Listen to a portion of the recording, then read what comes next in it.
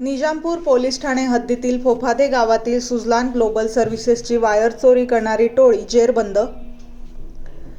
Nizampur police Thane हद्दीतील फोफादे गाव शिवारात दिनांक 7 मार्च रोजी पहाटे 4:30 वाजेच्या दरम्यान सुझलान ग्लोबल सर्व्हिसेस प्रायव्हेट लिमिटेड कंपनीचे टॉवर क्रमांक J31 मधील 240 स्क्वेअर ची 360 मीटर एकूण 3,60,000 रुपये किमतीची कॉपर केबल चोरीस गेली.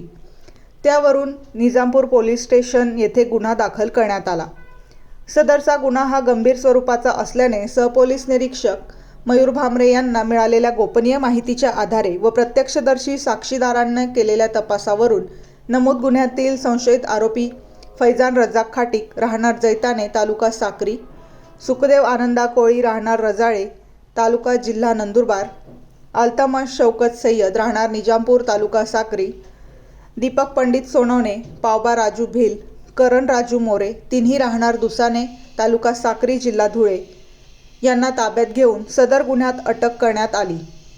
त्यांना न्यायालयाने पोलीस कोठडी रिमांड मंजूर केली असून त्यांनी तपासादरम्यान त्यांच्याकडून गुन्हा करताना वापरलेली इको गाडी क्रमांक GJ05 RJ 9727 व इतर मुद्देमालासह कॉपर केबल मुद्देमाल असा एकूण 5,47,000 रुपये किमतीचा मुद्देमाल जप्त करण्यात आला आहे. बेधडक मी मराठी न्यूज, सुमित गिरासे, निजामपूर.